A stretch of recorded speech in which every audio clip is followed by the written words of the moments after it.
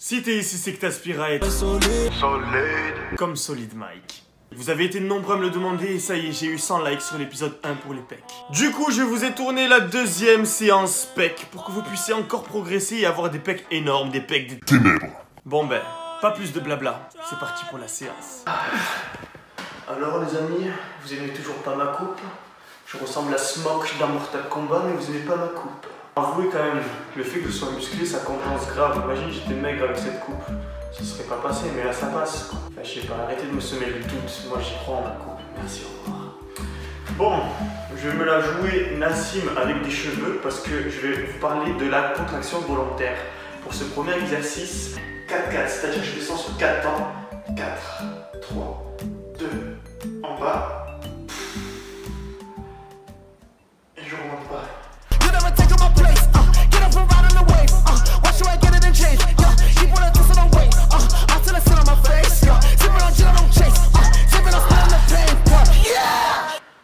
En fait, le fait de contracter le muscle avant même de faire le mouvement vous force à solliciter un maximum les pecs. Et là, comme je suis sur du super lent, je vais en fait recruter mes fibres sur chaque millimètre de mon mouvement. Il n'y a pas un seul moment où je relâche le muscle, étant donné que je suis toujours lent à maîtriser, à essayer de garder les pecs contractés tout le long. Du coup, vous travaillez en fait chacune de vos fibres musculaires, tout simplement. Et vous pouvez prendre de la force comme ça, parce que vous bossez énormément votre phase critique.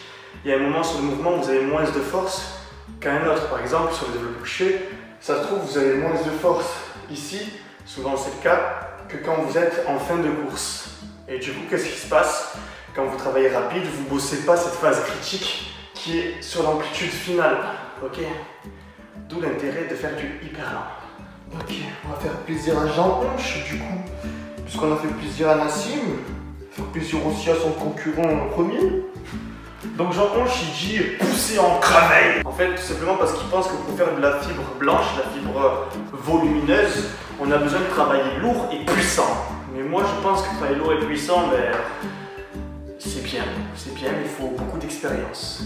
Donc quand je vais m'adresser à vous, chers abonnés, je ne dis pas que vous n'avez pas beaucoup d'expérience, attention, mais je pense que la plupart risquent de se blesser en faisant ça. Donc ce que je vous propose, c'est de mettre une RM 10 et de faire de la puissance dessus. Ici, ça va consister à descendre lentement pour travailler sur la phase excentrique. Donc là, j'ai augmenté un peu ma charge, j'ai mis 70 kg. Réellement, je peux mettre plus, hein, mais c'est juste pour la vidéo, arrêtez. Donc je descends, lent, 1, 2, 3, et j'explose.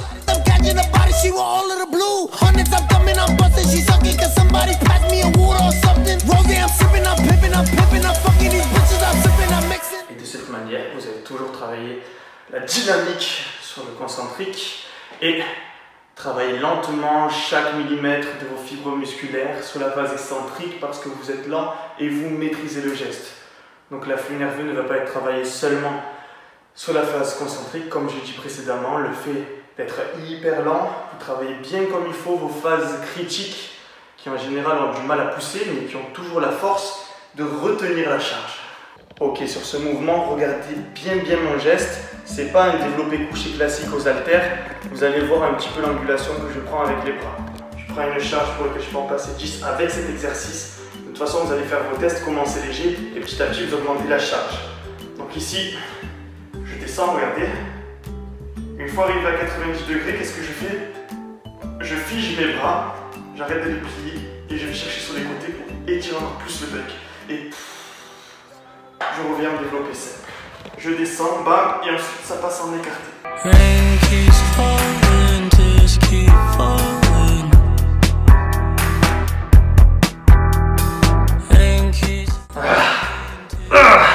Bon, après, ce que j'aime bien faire aussi à la fin de mes séries, c'est que je recrute mes pecs.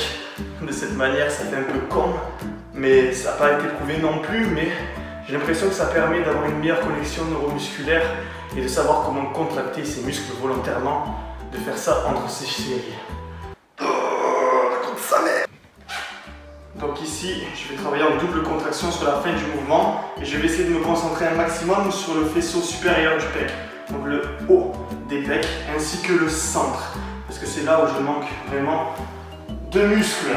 Donc ici, je prends une charge légère, je ramène un maximum, c'est d'avoir la contraction comme une sorte de crampe en haut du pec. Je reviens un petit peu et je double ma contraction. Il faut le regarder bien dans les yeux le pec, pour qu'il se contracte bien, et vous pouvez aussi poser la main dessus à l'endroit où vous voulez contracter, ça va vous aider à vous connecter avec votre muscle.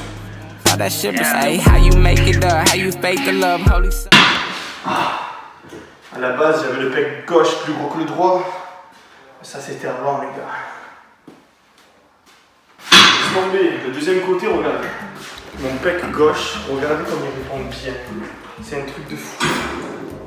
Il se strie dans tous les sens en 2-2.